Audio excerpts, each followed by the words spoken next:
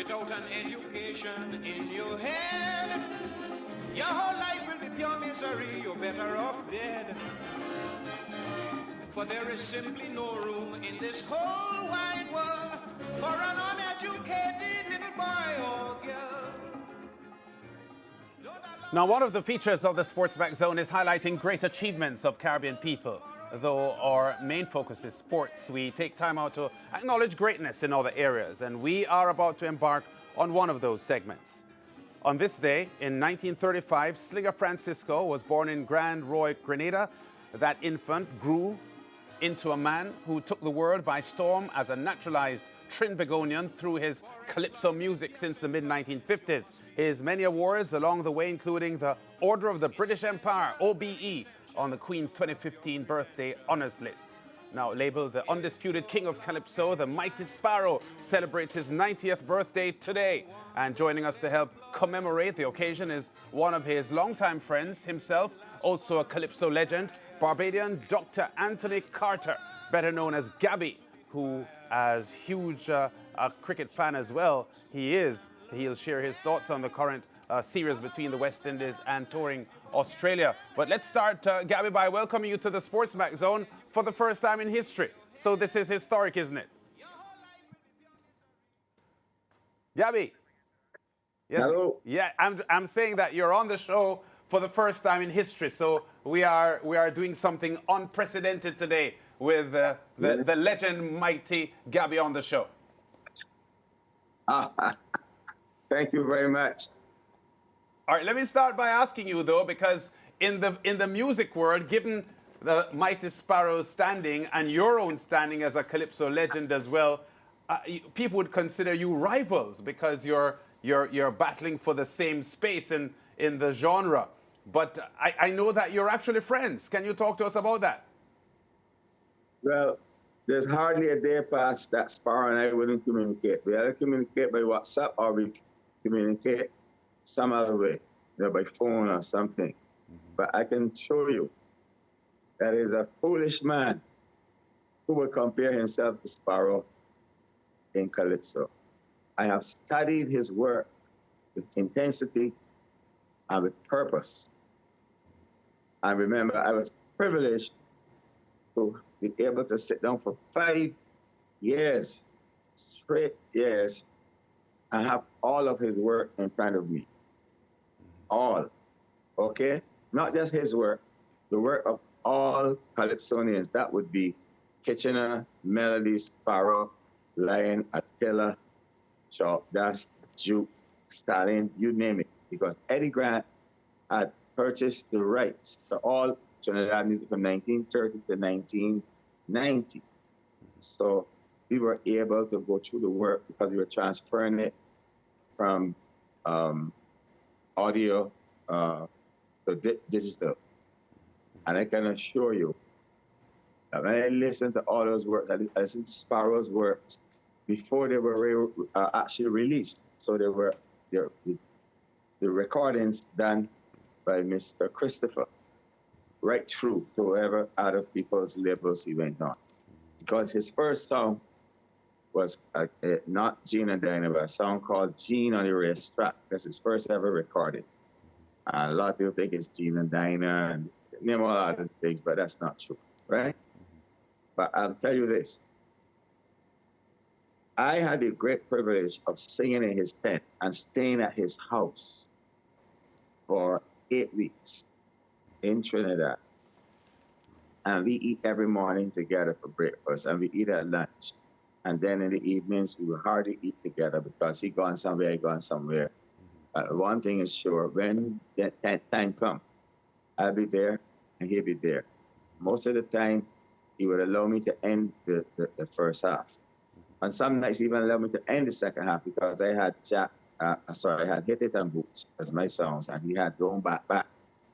And it was like fantastic.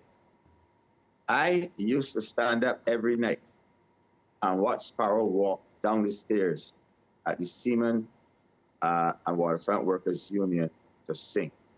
And if you would pay me $1 million a night and tell me, don't do that, you have to keep your $1 million, US or Euro or whatever it is, because I have to see Sparrow walk down. The walk down is like watching Gary walk out to the wicket, or to watch Viv Richards walk out to the wicket. Yeah. You understand? Yeah, Richards, we know you're a big cricket lover, Gabby. So we're going to talk some cricket in a moment. But 90th birthday for the mighty Sparrow. Talk to the SportsMax viewers about what Slinger Francisco has meant to. I don't even want to say just Calypso, because it's music and he's a Caribbean product that we are all proud of. To say he's an icon would be an understatement. I mean, the way how Sparrow phrase, right? His contact with the audience, his movement on stage, his theatrical movements. That he never studied theater. I studied theater. And the theatrical movements that he makes on stage, nobody else does. And then the microphone technique, right? And then phrasing, the timing, the rhyme, the on-rhyme line, the melodic flow, the freshness, the attack, right? The different things that Sparrow does is just absolutely amazing. Yeah. It's this natural talent on show, and a genius at work. I was fortunate in one regard, in that I wrote songs for so many other people other than myself, more than 150. That's the only area I could look and say, hey, I think I've gone past Sparrow here. Yeah. But when it comes to actually singing Calypso, performing Calypso, you can't touch it. Yeah. I want to say something else, Gabby, because I think that I'm a music fan myself, and I think your singing ability, the high quality singing ability that you have and that Sparrow has, is remarkable, because a lot of Calypsonians have perfected the craft. But the singing ability that I hear from Sparrow and Gabby is way above average, I think. Your comments? Well, thank you very much. I believe, like myself, that Sparrow decided that music is 7 notes juggled, and you repeat the do. So it's do, re, mi, fa, sol, la, ti, and then do again. And it does not matter to the genre, because I have seen and heard Sparrow off stage in his house singing jazz, singing blues, singing ballads, singing reggae. And I do the same thing, singing folk songs, singing religious songs. So what we do is to do not get, intimidated by the genre. But our thing is known that we are Calypso singers or Calypsonians. But it doesn't mean that we can't do the other genres. And if you listen to the album Sparrow Meets the Dragon, and you hear Sparrow singing with Byron Lee's band, you would know that you're listening to a great singer. Yeah. And then some of his Christmas songs and so on, Yeah. And Gabby, now that you talked to him and you told us that, how is he celebrating today, his 90th birthday? Did he say? I didn't hear that. Sorry, Mom. Did he share with you how he's celebrating his birthday today? No, I called him like 4 times and I didn't get it. That's quite unusual. He's busy. Because we speak on a daily basis, so I didn't get to speak with him. But he sent me a couple of messages with congratulations from different leaders in the Caribbean.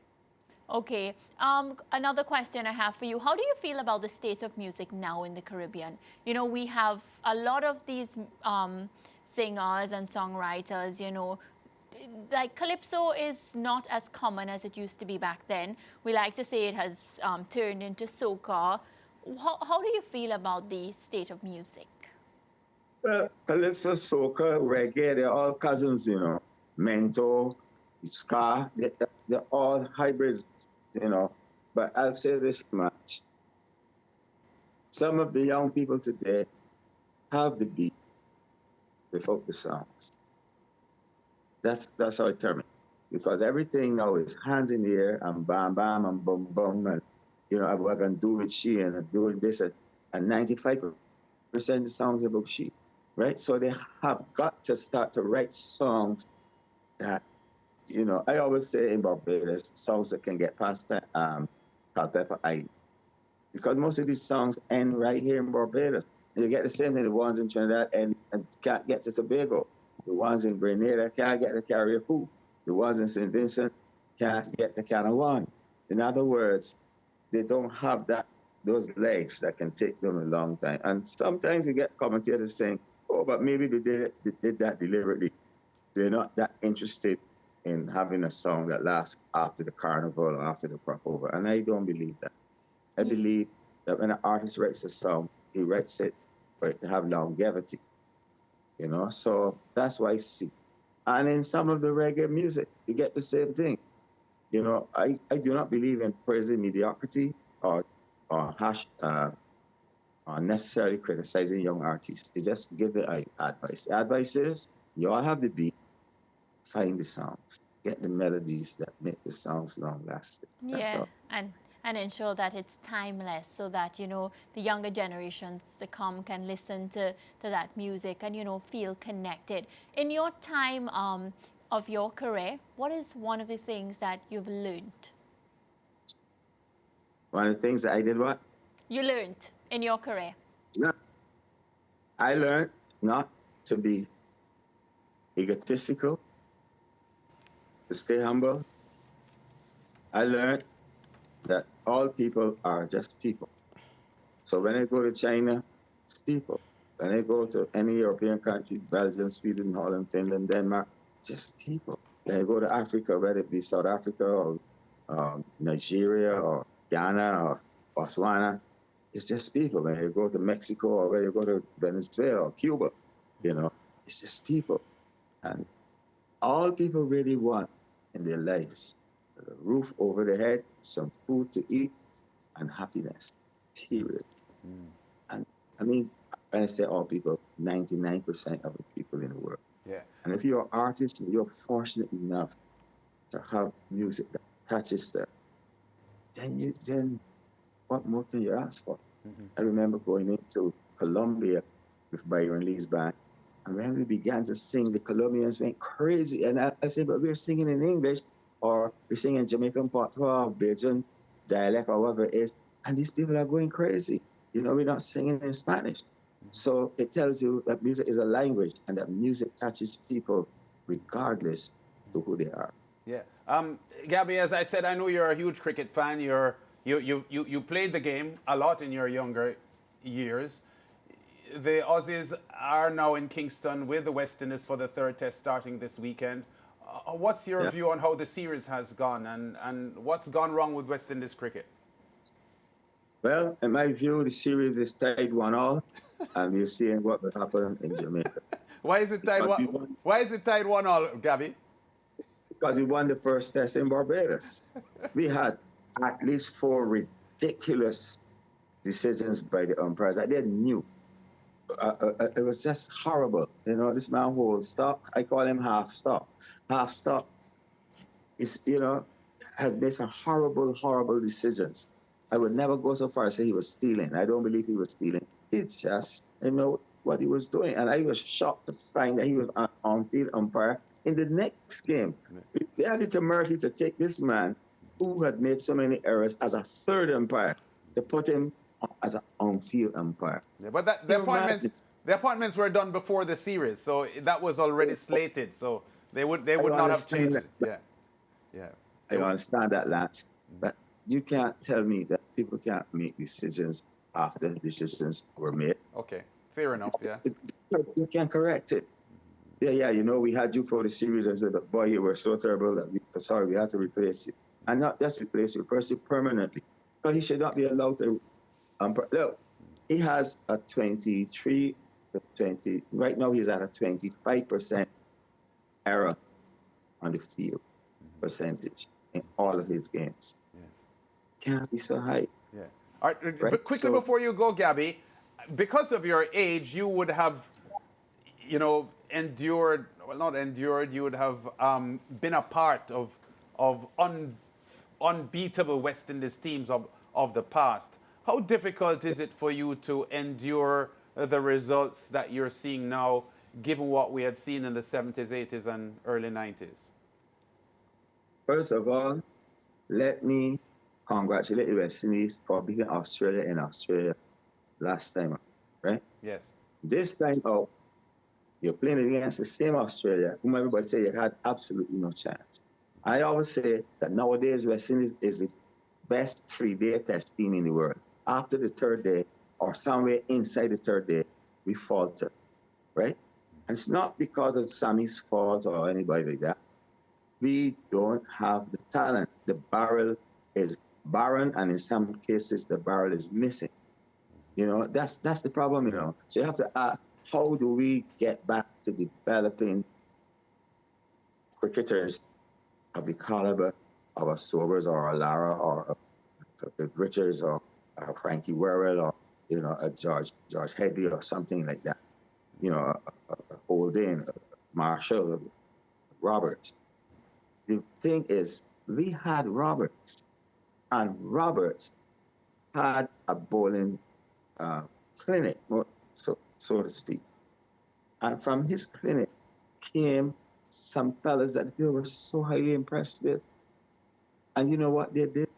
They're going to say to Roberts, you're doing well, but man, you need to get your coaching certificate. And he said to them, do you want fast bowlers that can beat the world, or do you want a coaching certificate? That's the problem. We need to utilize some of our hot people like Sir Andy. I know a lot of them say, oh, Sir Andy's your friend, so you would say that. No, this is about no friends. The great Malcolm Marshall told me that the greatest bowler he has ever seen in his life is Sir Andy Roberts. Okay? So I am saying we have people still alive like Haynes and Greenwich and Dujon and so on that can teach these youngsters how to bat. Have a cadre of them. Don't just isolate them, one in Jamaica, one in Barbados, one in Trinidad, one in Guyana, one in St. Vincent. Nah. Have them together. Camp them together. Put those minds together. Do videotapes and let the youngsters listen and hear, look, listen and learn. And from that, I am sure we can create great cricketers again. Yeah, Gabby, great talking to you here on the SportsMax Zone. Congratulations on the magnificent career you've had and the wonderful words you just attributed to the mighty Sparrow at 90 years old today as we celebrate his birthday. Thank you. Thank you so much, Lance. I want to say one thing quickly. Yes. I hope one day that the truth will come out. I am the only Calypsonian to have won a crown in 6 different decades. Six decades. 1960s, 70s, 80s, 90s, 2000, and 2010. Yeah. And I retired 2 years later. That's the icing on the cake, Gabby. We'll talk again, I'm sure. Yes, man. Okay. Thank you, Lance. God bless you, my brother. All right, that's Anthony Gabby Carter, Dr.